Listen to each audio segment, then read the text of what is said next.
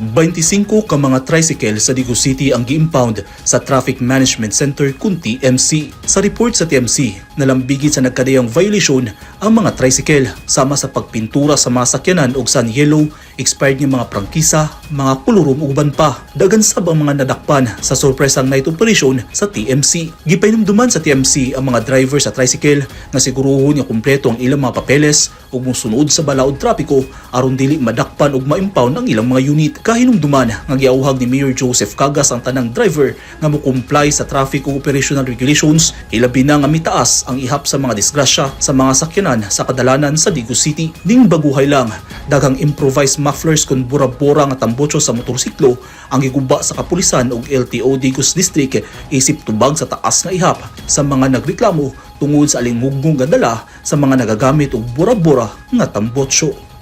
Eugene Hinutan, Newsline Philippines. Stay safe.